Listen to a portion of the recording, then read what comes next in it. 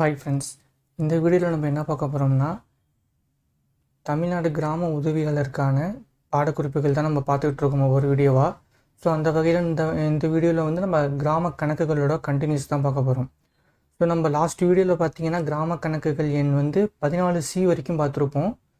So இந்த வீடியோவில் வந்து இதுக்கு அப்புறம் உள்ள கண்டினியூஸ் என்னென்ன இருக்குங்கிறத பார்க்கலாம். ஸோ ஃபஸ்ட்டு பார்த்தீங்கன்னா கணக்கு எண் 15. இந்த கணக்கு எண் 15 வந்து உங்களுக்கு என்ன சொல்கிறாங்கன்னு பார்த்தீங்கன்னா, வசூலான நிலவரியை வங்கியில் இறுசால் செய்வதற்கான சுருக்கமான பட்டியல். இதை உள்ளடக்கியது தான் வந்து என்னென்னு பார்த்தீங்கன்னா கிராம கணக்கு எண் 15. வசூலான நிலவரியை வங்கியில் இறுசால் செய்வதற்கான சுருக்கமான பட்டியல், அதாவது வங்கியில் டெபாசிட் செய்வதற்கான சுருக்கமான பட்டியல் தான் வந்து உங்களுக்கு இந்த கிராம கணக்கு எண் 15 அப்படின்னு சொல்கிறாங்க. ஸோ அடுத்தது பார்த்தீங்கன்னா கணக்கு எண் 16 வந்து எதை பற்றினதுன்னு பார்த்தீங்கன்னா, பசலி வாரியாக ஒவ்வொரு மாத கடைசியிலும் ஒவ்வொரு பட்டாதாரரும் செலுத்த வேண்டிய கேட்பு, அதாவது நம்ம ஏற்கனவே டிமாண்டுன்னு படிச்சிருக்கோம், வசூல் பாக்கி காண்பிக்கும் கணக்காகும். இந்த 16 வந்து என்னன்னு பார்த்தீங்கன்னா பசலி வாரியாக. பசலினா பார்த்தீங்கன்னா ஒவ்வொரு ஆண்டு கணக்கு. அது வந்து நம்ம அடுத்தடுத்த வீடியோவில் என்னங்கிறத பார்க்கலாம். இந்த விவசாயம் சம்மந்தமான டேர்ம்ஸ் வந்து ஒவ்வொன்றும் கொடுத்துருப்பாங்க. இந்த மாதிரி பசலி, நஞ்சை, புஞ்சை, இந்த மாதிரி நிறையா வேர்ட்ஸ்லாம் கொடுத்துருப்பாங்க. இதெல்லாம் வந்து என்னங்கிறது நம்ம அடுத்தடுத்த வீடியோவில் பார்ப்போம். ஸோ பசலி வாரியாக ஒவ்வொரு மாத கடைசியிலும் ஒவ்வொரு பட்டாதாரரும் செலுத்த வேண்டிய கேட்பு வசூல் பாக்கி காண்பிக்கும் கணக்காகும். அந்த கணக்கு பட்டியல் தான் வந்து கணக்கு எண் 16. ஸோ அடுத்தது பார்த்தீங்கன்னா கணக்கு எண் 17 வந்து என்ன சொல்கிறாங்கன்னா, பட்டாதாரர் நிலவரியை தாமதமாக செலுத்தினால் விதிக்கப்படும் வட்டி. அதாவது பட்டாதாரர் செலுத்த வேண்டிய நிலவரியை வந்து அந்த உரிய காலத்தில் செலுத்தாமல் காலதாமதம் படுத்தினால் அதுக்கு இடப்படும் வட்டி தான் வந்து என்னென்னு பார்த்தீங்கன்னா கணக்கு எண் 17.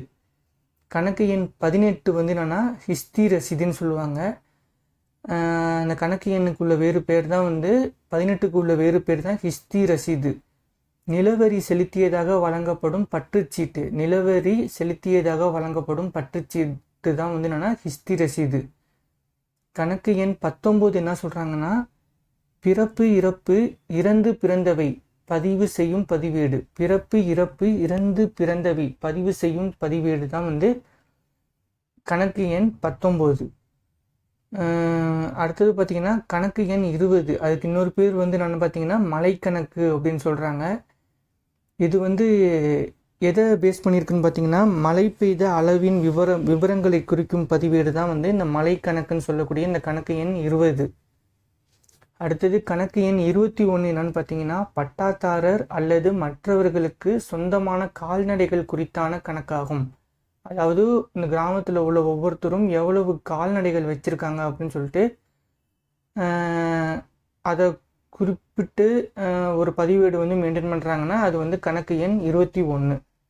இந்த கணக்கு எண் 22 வந்து முன்னாடி இருந்துச்சு, தற்போது நடைமுறையில் கிடையாது, நீக்கியாச்சு அது.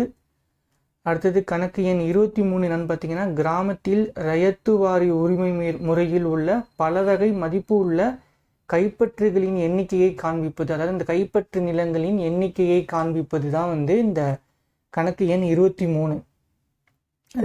ரயத்துவாரி உரிமை முறையில் கிராம நிலங்களின் கைப்பற்று எண்ணிக்கையை காண்பிப்பது தான் வந்து கணக்கு எண் 23. கணக்கு எண் 24 வந்து என்னென்னு பார்த்தீங்கன்னா, இதான் வந்து லாஸ்ட் இது இந்த கிராம கணக்குகளில். ஸோ இப்போ பார்த்தீங்கன்னா ரிஜிஸ்டர்லேருந்து ஆரம்பித்து கணக்கு எண் 24 வரைக்கும் முடியுது. இதுதான் வந்து கிராம கணக்குகள்னு சொல்லக்கூடியது. ஸோ நமக்கு பார்த்தீங்கன்னா இந்த கட்டுரை வடிவில் தான் இந்த தேர்வு இருக்க போகுதுங்கிறதால இந்த 24 பாயிண்ட்ஸுமே நோட் பண்ணி வச்சுக்கோங்க. ரொம்ப சிம்பிளாக தான் இருக்கும். ஸோ உங்களுக்கு இந்த எஸ்ஏ ரைட்டிங் அந்த எழுதுறதுக்கு வந்து ரொம்பவும் யூஸ்ஃபுல்லாக இருக்கும். இது ரொம்பவும் கஷ்டப்பட்டு படிக்கிற அளவுக்கு எதுவுமே இருக்காது. ஸோ கணக்கு எண் 24 பார்த்தீங்கன்னா, கனிமங்கள் சுரங்கங்கள் சம்மந்தப்பட்ட விபரப்பதிவேடு. அந்த கிராமத்தில் உள்ள நிலங்களில் ஏதேனும் கனிமங்கள் சுரங்கங்கள் காணப்பட்டால் அது சம்மந்தப்பட்ட விபரப்பதிவேடு தான் வந்து நான் பார்த்தீங்கன்னா கணக்கு எண் 24. ஸோ பார்த்தீங்கன்னா உங்களுக்கு இதோட கிராம கணக்குகள் ஃபுல்லாகவே கம்ப்ளீட் பண்ணியாச்சு. ஒரு 3 வீடியோவாக போட்டிருப்போம்னு நினைக்கிறேன். இந்த 3 வீடியோவுமே ஃபுல்லாக ஃபாலோ பண்ணிங்கன்னா இந்த கிராம கணக்குகளை ஃபுல்லாக கம்ப்ளீட் பண்ணிடலாம். ஓகே ஃப்ரெண்ட்ஸ், உங்களுக்கு இந்த வீடியோ பிடிச்சிருந்துச்சுன்னா லைக் பண்ணுங்கள், ஷேர் பண்ணுங்கள், சப்ஸ்கிரைப் பண்ணுங்கள். Thank you friends.